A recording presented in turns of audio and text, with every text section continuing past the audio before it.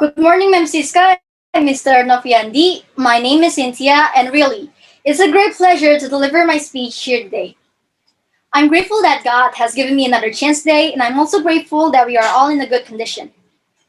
Today, I want to talk about health, not physical health, but mental health. Let me start my speech with one word: madman. What's the first thing that appears in your mind when I say the word madman? I'm not referring to workaholic person or a daredevil kind of person, but I'm referring to that person you or your parents warn about when you happen to meet them on the street. Those who are mentally unstable and those who have mental illness are often labeled as a madman by our society. Now imagine if one of your friends tells you that they're diagnosed with anxiety. What will happen if one of your colleagues tells you that they're diagnosed with depression, but too afraid to seek help? Growing up, I hit a realization that health has never linked with mental health. It has always been about physical health. Well, what about mental health? Oh, people rather not talk about it. It has always been a quick topic during tea time or break time, and people will discuss it if there's a news on the TV. The link between mental health and physical health is often misunderstood. They're often thought as separate entities, but the two go hand in hand.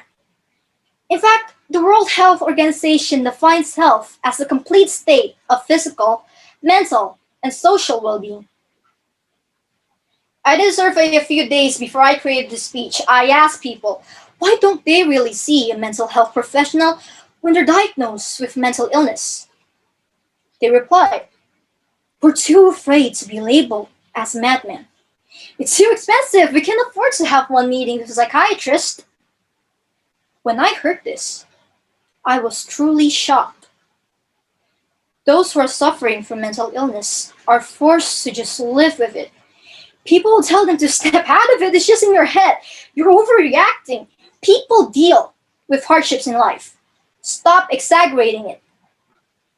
Isn't it ironic how people encourage those who are suffering from cancer, but mock those who are going through mental illness? If you happen to have a high fever, your mother will instantly bring you to the hospital, but dare to declare that you have depression, and people will put you aside, mistreat you, avoid you, mock you. Mental illness and physical illness are supposed to be treated equally. It's not a stigma, not a flaw, nor shame. It's just like how we treat people who are physically ill. They're humans and not monsters. And the harsh reality is that not all of them can get the treatment they needed. In Indonesia, it is currently estimated that around 15.6 million people are experiencing depression. This number continues to increase and put depression as the second highest case after heart disease.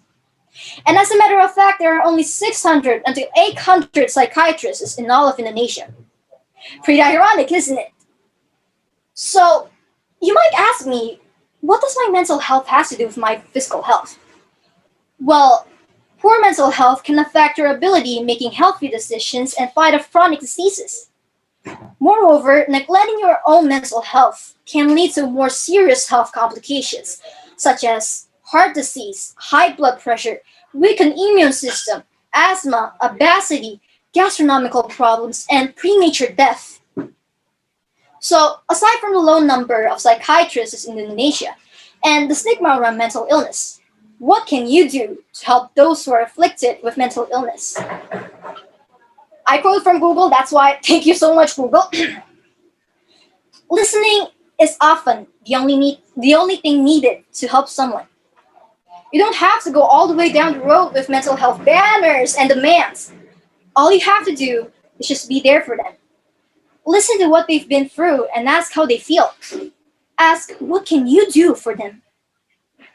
Don't discourage them. Instead, encourage them to the point you have to ask Google about positive words. But most importantly, be there when they need you. Now, how do you treat your own mental health? Know that you are a human, capable of feeling stress, sadness, frustration, and other negative feelings. Allow yourself to take a break when the situation is overwhelming, and never ever keep too much to yourself. Talk and express your feelings to those who are close to you. Friends, family, mental health professional, or even that person on the internet. Just talk. Never suffer alone. A famous singer once said, and I quote it, "You don't have to struggle in silence. You can be unsilent. You can live well with the mental health problems as long as you talk to somebody about it." That's all from me. Thank you.